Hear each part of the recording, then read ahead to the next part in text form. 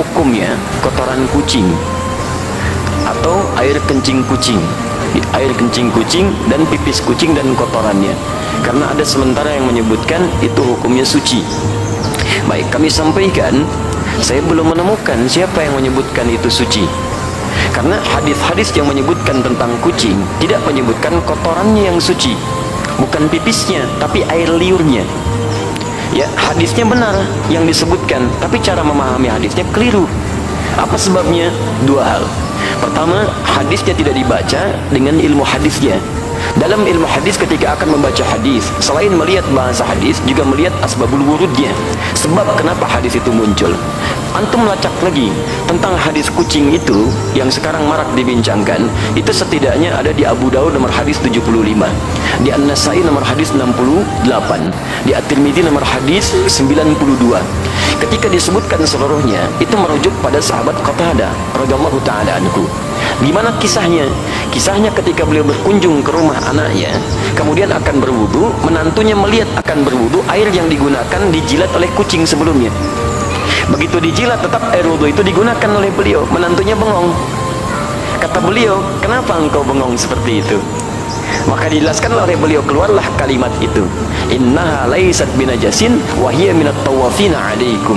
Saya pernah mendengar Rasulullah SAW pernah bersabda, ya, air liur kucing itu tidak najis. Yang disebut air liurnya, bukan kotorannya.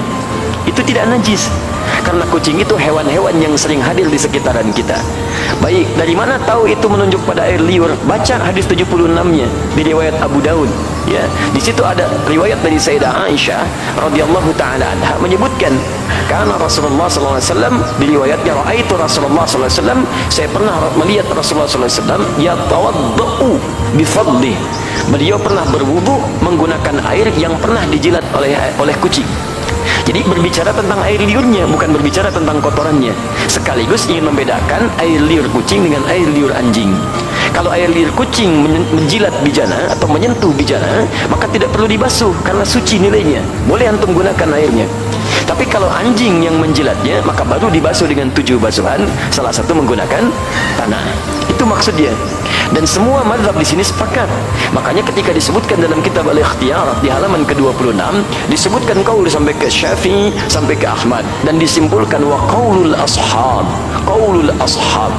Dan pendapat para sahabat terkait dengan masalah ini, maksudnya para sahabat mazhab dari Asy-Syafi'i, dari Ahmad, mereka menyimpulkan, lihat kalimatnya, wa qaulul ashabi.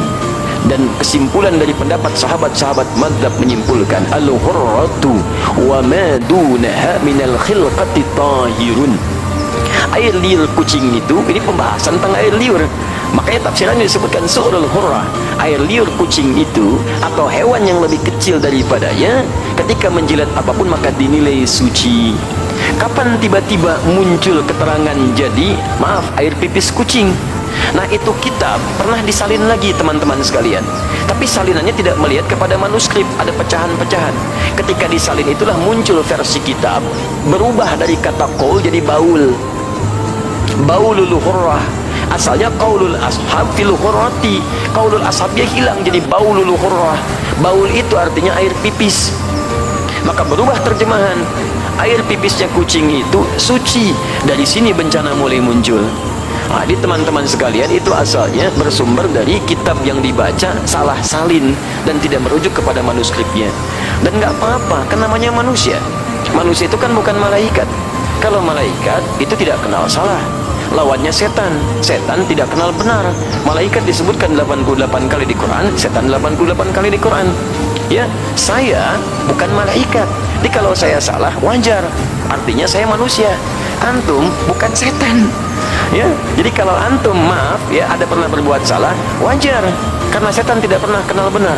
Jadi teman-teman sekalian, kalau ada orang berbuat khilaf, jangan diungkap khilafnya. Cukup kemudian kita koreksi dengan cara yang baik.